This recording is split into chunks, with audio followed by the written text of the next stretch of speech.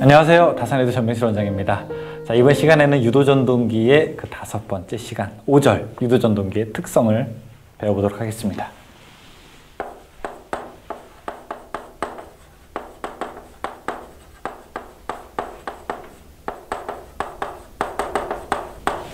네, 일단 이 부분은 여러분 지금 한번 책을 한번 간단하게 우리 넘겨볼까요? 239페이지, 240페이지에 있는 내용들은 약간 조금 이해 안 되는 내용이 있어도 그냥 이렇게 조금 넘기자고요.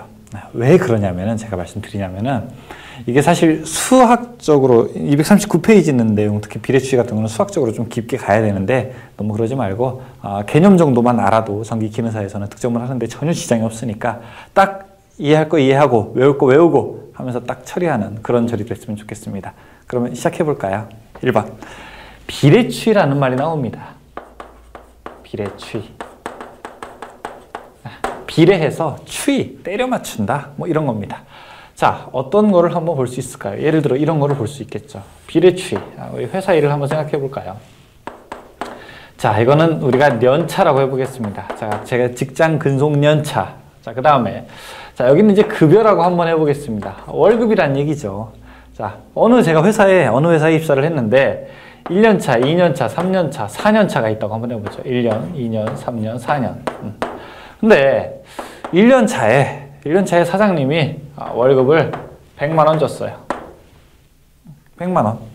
자, 2년차가 됐더니 사장님이 갑자기 150만 원으로 이제 월급을 올려줬어요.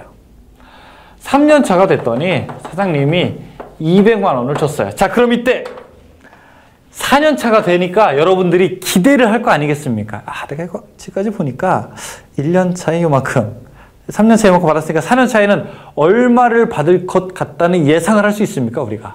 얼마요? 4년차에는 250을 받을 수 있을 것 같은 느낌이 드는 거죠. 누가 얘기했나요? 미리? 아니죠. 누가? 비례해서 추이. 대충 우리가 생각을 하게 되는 겁니다. 이게 전동기에도 있다는 거예요. 어떤 게 있냐. 자, 전동기에서 있어서의 비례추이는 뭐냐. 권선형 유도전동기에서 2차 저항값을 조절한다. 2차 저항을 조절하게 되면요, 슬립을 바꿀 수 있습니다. 슬립을 바꾸게 되면요, 토크가 바뀌어요.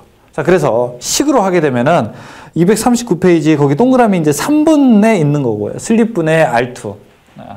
슬립분의 R2가, 자, 이게 슬립 다시 그 변화된 슬립에 그 다음에 이 저항값에 비례한다. 그래서 저항을 바꾸게 되면은 뭐 여기 저항값이 바뀌니까 슬립이 바뀌어서 슬립이 바뀌게 되면은 최대 토크가 바뀐다 뭐 이런 얘기가 되는 겁니다. 그래서 2차 저항이 증가하면 슬립이 증가하고 속도가 감소되고 토크가 증가한다. 이런 얘기를 하게 되는데 그걸 우리가 비례추이라고 이야기를 하게 됩니다. 그러니까 한마디로 2차 저항을 가지고 뭘 바꾸는 거예요?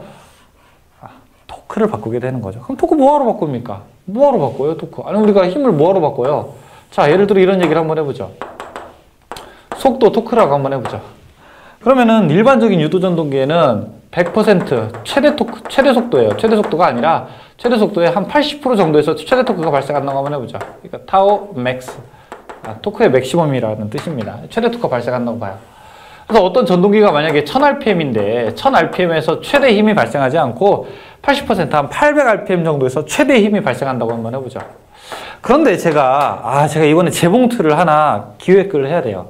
재봉틀을 하나 설계해야 되는데 이 재봉틀은 800rpm에서 그러니까 고속일 때 힘이 좀 많지 않고 제가 가죽 같은 거를 재봉해야 되기 때문에 나는 좀 원하는 게 한 300rpm 정도에서 최대 토크가 발생하면 좋겠다는 생각이에요, 일종의. 그래서 나는 800보다 고속일 때 힘이 센 게 아니라 나는 좀 저속일 때 힘이 좀 셌으면 좋겠는데 라고 생각을 한단 말이에요. 그러면 어떻게 돼야 돼요?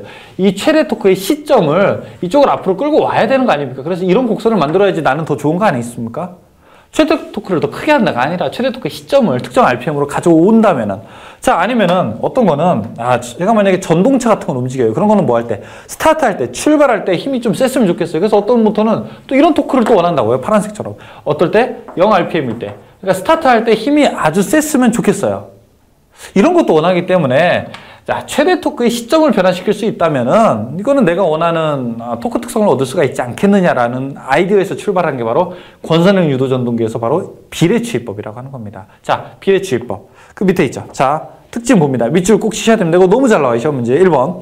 2차 저항을 변화해도 최대 토크는 불변이다. 최대 토크의 크기는 변하지 않는다. 두 번째, 2차 저항을 크게 하면 기동 전류는 감소하고 토크는 증가한다. 그렇죠? 토크는 증가하죠. 토크 시점이 변한다는 겁니다. 자, 비례 취할 수 있는 게 있고 없는 게 있습니다. 자, 비례 취할 수 있는 거 1차 전류, 역률, 1차 입력이라고 돼 있어서 하나가 빠졌는데 토크. 그래서 이 비례 취 가능한 것은 뭐냐? 비례 취 가능한 거. 여러분 토요일, 일요일 다음에 뭐예요? 월요일이죠. 월요일을 역으로만 바꿔주세요. 토크 1차 전류, 그 다음에 역률 이렇게 딱 계산하십시오. 토크 1차 전류, 역률 이게 비례 취 가능한 거. 나머지 출력, 효율, 동선, 동기속도 이런 건 비례 취가 불가능한 거. 다시 한번 얘기합니다. 비례 취에서 무엇을 바꿀 수 있느냐? 자, 최대 토크 바꿀 수 있다 없다? 최대 토크는 변한다 안 변한다? 불변한다. 오로지 변하는 건 뭐다? 최대 토크의 시점. 언제 최대 토크를 만들 것이냐라고 하는 그 시점만 바꿀 수 있다는 겁니다. 아셨죠? 예. 자, 거기에서 이제 비례 취를 이야기하시면은 딱 됩니다. 한 페이지 넘겨서. 원선도는 자, 유도전동의 특성을 실부화 시험을 하지 않아도 등가 회로를 기초로 한 헤일랜드의 원선도에 의하여 전바 전류, 역률, 효율, 슬립, 토크 등을 구할 수 있다. 원선도라고 해가지고 이러한 뭐 곡선형 형태가 있습니다. 그래서 이거를 뭐 여기서부터 여기까지 길이를 계산하면 슬립을 구할 수 있고 막 여러 가지를 이제 구할 수 있는 거예요. 일종의 뭐 어떤 도면 같은 겁니다. 자, 거기서 이제 여러분 밑줄 하나 치죠. 원선도에 의해서 무엇을 구할 수 있느냐? 이걸 우리가 밑줄 쳐야 돼요. 역률, 효율, 슬립, 토크 이런 것들을 구할 수 있다. 밑줄만 이렇게 치십시오. 자, 이번에 원선도 작성에 필요한 시험, 저항 측정, 무바 시험, 구속 시험 등이 있고요. 그럼 원선도 작성에 필요한 시험이 아닌 게 뭐냐? 그 1, 2, 3 딱 집어넣은 다음에 슬립 딱 집어넣는다고요. 슬립은 뭐라고? 원선도 상에서 이 거리 같은 거 계산하면은 슬립이 얼마구나라고 하는 거 그만 구할 수가 있어요. 그러니까 원선도를 그릴 때 슬립은 따로 측정하지 않아도 되는 거죠. 3번에 효율이라는 말이 있습니다. 효율. 자, 효율. 유도전동기 효율. 자, 일단 출력이라고 하는 거는 뭐죠? 단상일 때 VI 코사인 세타. 그쵸? 자, 그런데 효율이라고 하는 거는 거기 뭐라고 돼 있습니까? 만약에 3상이다라고 하면은요. 3상은 루트 3 VI 코사인 세타 이렇게 돼 있죠. 자, 그 다음에 뭐 2차 효율이라고 하는 거는 2차 효율이라고 하는 건 뭡니까? 2차 효율은 입력분의 그 다음에 출력에다가 100%로 곱한 것. 이 정도만 딱 이야기를 하도록 하겠습니다. 자, 밑에 이제 효율 있고 밑에 출력이 있죠. 그쵸? 출력, 단상 출력. 그 다음에 단상, 위에 있는 게 단상. 그 다음에 밑에 있는 게 삼상입니다. 단상, 여기 있는 게 삼상.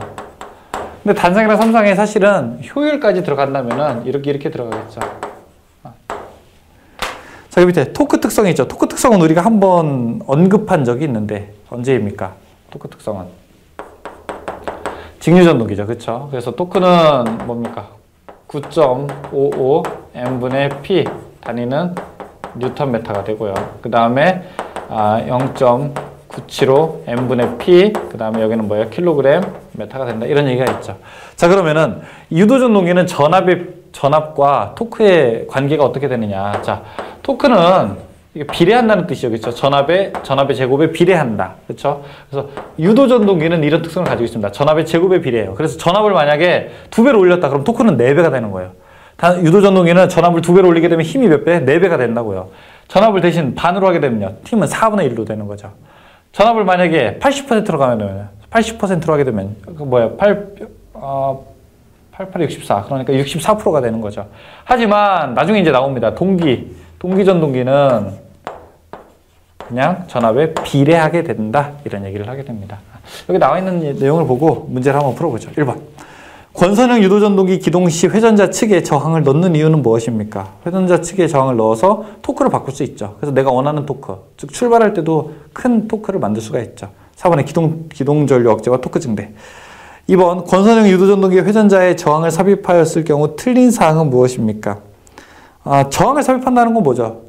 전류를 감소시킨다는 거죠. 1번 맞는 거죠. 이번에 기동전압은 증가한다? 증가하지 않습니다. 3번. 3상 권선형 유도전동기 기동 시 2차 측에 저항을 접속하는 이유는 뭡니까? 1번. 기동 토크를 크게 하기 위해서. 똑같은 얘기죠, 다. 4번. 비례추이를 이용하여 속도 제어가 되는 전동기를 무엇이라고 합니까? 1. 권선형 유도전동기. 5번. 3상 유도전동기에서 2차 측 저항을 2배로 하면 그 최대 토크는 어떻게 됩니까? 저항을 2배로 한다고 해도 최대 토크의 크기 자체는 변하지 않습니다. 그대로죠. 5번에 1번. 6번 다음 중 유도전동기에서 비례 추이할 수 있는 것은 무엇입니까? 출력, 역률이죠. 토인력 그랬었죠. 토인력. 4번. 7번 유도전동기에서 원선도 작성 시 필요하지 않은 시험은 뭡니까? 무브와 구속, 저항 다 필요해요. 근데 4번에 슬립 측정은 필요가 없는 겁니다. 이건 원선도 상에서 구할 수가 있습니다. 8번 삼상 유도전동기 토크는 어떻게 됩니까? 전압의 제곱에 비례하게 되죠. 이승에 비례하게 된다. 9번 일정한 주파수의 전원에서 운전하는 삼성 유도전동기 전원 전압이 80%가 되었다면, 자 80%가 제곱이 80%가 되었다면, 그러니까 0.8의 제곱이죠. 되었다면 토크는 약 몇 퍼센트가 되는가? 제곱이니까 64%가 되죠. 0.64. 자, 지금 이제 유도전동기의 특성을 알게 되었는데, 사실 이것을 수학적으로 더 풀이하는 건 여러분 기사 과정 가서 하시게 됩니다. 그러니까 수학적 이해라든지 아니면 수학적인 더 분석이 필요하신 분들은 사실 기사를 가게 됩니다. 우리가 자격증을 보게 되면은, 자, 여러분 전기 기능사가 있고 그 위에 산업기사, 그 다음에 기사가 있게 됩니다. 저는 여러분이 이제 초보자인 경우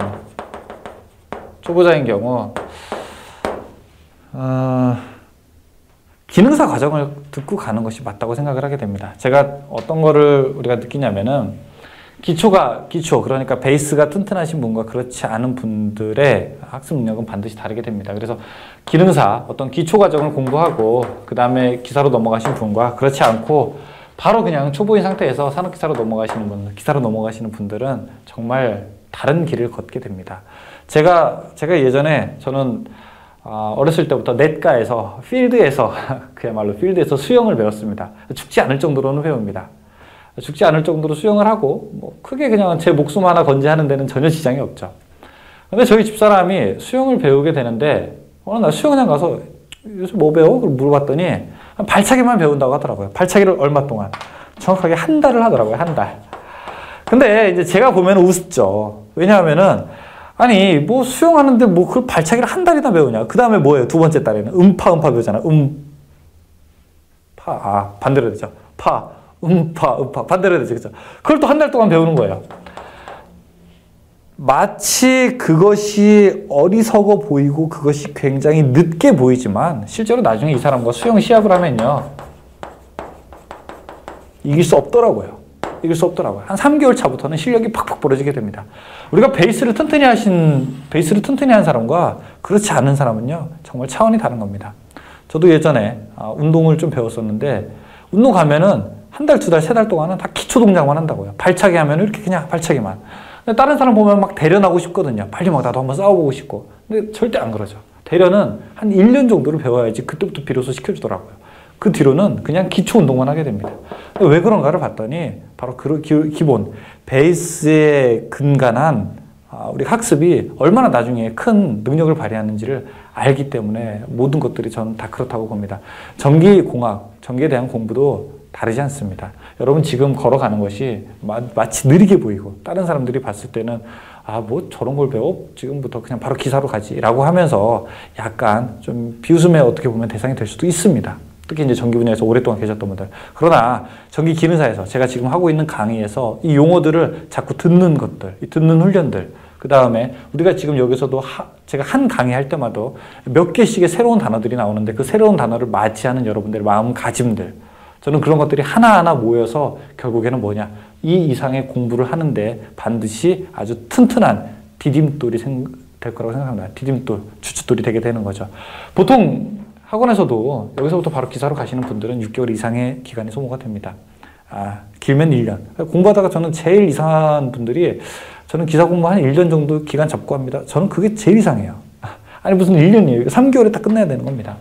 기능사 이 강의는 한 달에서 두 달, 길면 세 달 정도까지 딱 공부를 하시고 그 다음에 나중에 바로 기사로 가십시오. 빠르신 분은 여기까지 이거 필기까지 붙는데 4개월, 느려도 6개월, 7개월 정도 시간이면 충분하게 됩니다. 아무튼 기초에 공부하는 여러분 전기공학적 기술자가 되시기를 바라겠고, 지금 하시는 공부들이 바로 그런 것들을 베이스를 이루어지니까 여러분들 나중에 기사 가면 또 한다고요 이거. 근데 그때 뭐 토크가 뭐야 이런 것도 모르고 비례추이가 뭐더라 이런 거랑 비례추이를 내가 들어봤는데 뭐 대충 비례해서 때려 맞추는 거, 뭐 최대 토크는 변하지 않는 거, 이걸 아는 분이랑은요 차이가 천지 차이라는 거죠.